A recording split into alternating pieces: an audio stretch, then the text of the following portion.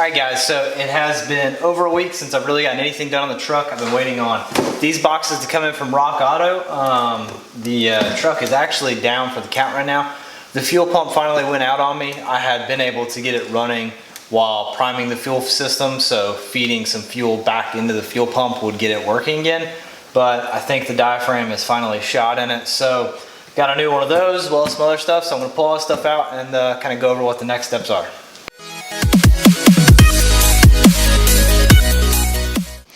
Alright guys, water because it is ridiculously hot today. The new fuel pump, like I was saying, I also have a new alternator. I'm going to upgrade the truck to a 3G alternator, so it's over 100 amp alternator. The alternator that's in the truck now, or the charging system in general, is overcharging. It's charging at about 18 volts, so this is a pretty cheap way to go ahead and upgrade it. And I've also got the wire connector to go to that. Got a new water pump, might as well go ahead and swap that. I've got some other stuff going on with the cooling system that we'll get to another video. A new thermostat, I think I got a 180 degree thermostat, as well as the gasket. These are brake lines for the rear end for the Ford 8.8. I also have the e-brake cables. I went ahead and got new e-brake cables. Stuff that I don't have here is the brake switch. I'll go ahead and show you that. So the previous owner had a standard inline switch that goes into the brake system itself. I wanted to upgrade to a mechanical switch because I don't like the pressure switches as much. So I got a later model switch, and I have it, right now I've just got it with a hose clamp on the column. I'm not 100% sure if I'm going to weld that on or not. The other work I got done was on the rear axle itself. So right here and on the adjacent side, it had brackets that went to the shocks and control arms for the Crown Vic rear end. So I did go ahead and get those cut off with a plasma cutter and ground down, and this is just about ready to be dropped in the truck, but it's going to be a little while before we even get to this. But that's a horrible thing to have to do, to grind all that down, so I went ahead and knocked it out. So obviously step one, about as simple as it gets. Got to get this old fuel pump out. Alright, old pump is now off. Got the line put onto the new pump. Got the fittings all in there. Looks like everything matches up. I did bench test this old one and it doesn't feel like it's sucking anything. So I do think that was the issue. So we'll go ahead and get some gasket maker and the gasket in here and get this installed back in the truck so we can pull it in the garage and get out of the sun. Well, that's one of those situations that took way longer than it should have. I just had trouble getting the system primed, and I thought I got the feed and the return mixed up, or not the feed and return, but the sucking side and the pushing side of the pump messed up. But got it running, got it in the garage, and now I think what I'm going to do is figure out this bed, see if I can get this bed mounted or pulled off, either way. Okay, got the truck jacked up and I figured out our problem. So whoever did the wood bed conversion in this truck didn't get all of the cross braces lined up from what I can tell. So in the front, this thing, the bolts are actually through the frame in the correct position. The rear is just, it's off, it's not going to line up. But if we look at the front, looking down the front of the truck, you can see the bed pretty much lines up with the door. But come over to this side and we're almost 2 inches out. So the whole bed needs to slide passenger, but I'm not able to do that with those holes. And once I slide it over that far, then I won't be able to have any more frame left to actually bolt onto. So what I'm thinking I'm going to have to do is pull up these wood planks so I can get access to the bolts, and then see about getting everything where it's actually supposed to be, all lined up and everything. So wish me luck. I'm going to try to do that now. Alright guys, so that went a hell of a lot deeper than I thought it was going to. So let me catch you guys up. So I got two of the boards out of the bed. These two boards were covering up my mounting holes. So got this side and this side. Kind of a pain in the butt. I definitely would have done it differently, but either way, got those out of the way and started adjusting the bed, and I realized, so I was trying to get it passenger driver side aligned and it needed to go passenger side, and I just didn't have any more room. It wasn't budging, and I realized that the fender was rubbing on the inside wall of the tire, and I just physically couldn't go over any further. So it's like, that just doesn't make any sense. Check the tires, they were all the same. They were the same distance from the frame rails, but the body just did not line up. So there was still, the whole bed needed to go passenger. So started looking at things, looked at the cab. The cab itself was not centered on the frame rails. It was about 1.5 inches passenger. So what I did was,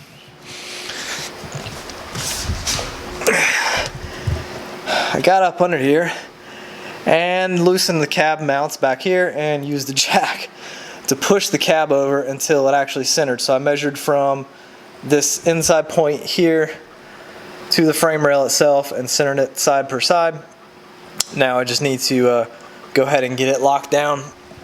Once I have it locked down, then I can start working on the bed. You know, the cab has to be straight before we can start getting the bed straight. It still looks like it needs to come passenger a little bit, but as far as the bed is right now, I think it's actually over as far as it can be. So we may be pushing the cab a little bit more. So we'll see. I'm going to dive back into this, but I wanted to update you guys on the absolute mess that I'm messing with right now.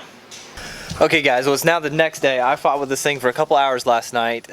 Figured some stuff out, but we still have a little bit more work to do, but didn't get it all done because I was sitting outside and my dog started barking, and a hot air balloon was like right here, maybe 300 yards away from my house, and I dropped everything and followed it, and it landed in my neighbor's field at the end of the road, and watched them take the balloon down and pack it up and everything. It was really cool to see. So anyways, back on this again today. I've got a tropical storm coming, so I want to get this in the garage. We're not gonna have any damage, it's just gonna be rain and stuff, but go ahead and get cleaned up and get it moved in, and I'll probably go ahead and start working on the motor a little bit.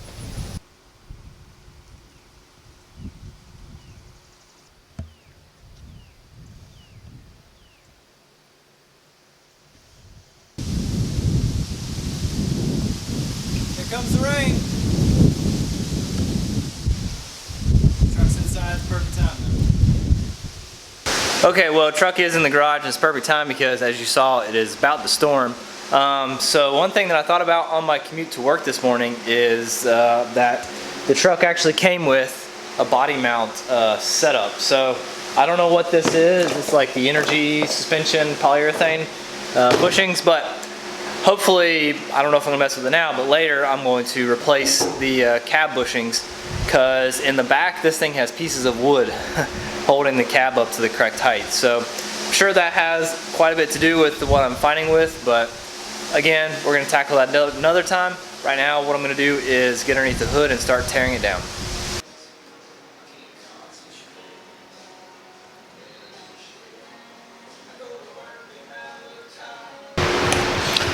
Alright, well, I said I was gonna start on the hood, but I forgot that I wanted to hit everything under the hood with degreaser and clean it all up before I even get started.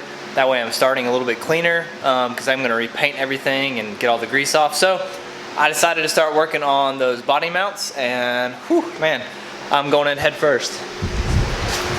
So I got the rear passenger already in. That was pretty simple, but this driver's side, passenger side front was a bit of a pain. I ended up having to cut the head of the bolt off to get it through, but this is the old original body mount, and it has these holes in it, and it's super soft rubber. And the real issue that I wanted to worry about these now, otherwise I probably wouldn't have even messed with them, is the body is slid forward on the frame. So see if I can get that sorted out, but to do that I was going to have to loosen up this body mount anyway. If I'm going to loosen it up anyway, might as well go ahead and swap it. If I'm going to swap it, I might as well go ahead and clean it up and go ahead and paint it real quick. So right now I'm just waiting on the paint to dry, and then I'm going to drop this new one in, and then I can see about doing the other side, because that's the only body mount that's still tight, and then see about sliding the cab itself back so it lines up a little bit nicer. But yeah, one step at a time, I guess. Alright guys, so I got all the body bushings in place, so pulled back outside. Now it's time to hose down this. It's actually pretty clean, but as you can see, there was some kind of power steering leak, and the firewall itself was pretty greasy. So, you know, just gonna cover this thing in purple power, rinse it off just to make it that much better and a better starting point for redoing all this. Forgot to give you guys the best tip of all. I think I got this from either Craig 909 or maybe it was Finnegan, but cheap oven cleaner from the dollar store is the best thing in the world to clean an engine bay. It is pretty nasty, it's pretty caustic. Definitely wear gloves and keep your face out of it, but I mean, hopefully you guys can tell how clean the engine bay is. Obviously it's wet, so it looks super nice, but now you can see there's actual paint around all the head bolts on this side, and then on the timing cover, that was just black before. You can start to see some of the original paint on the motor, as well as what looks like some paint pen from probably a junkyard or something like that where that bracket came from. But this came out pretty nice. Motor looks a heck of a lot better, and this just gives a much better starting point for actual painting. So done with this, gonna let it dry for a little bit, bring it back inside and get back to it tomorrow.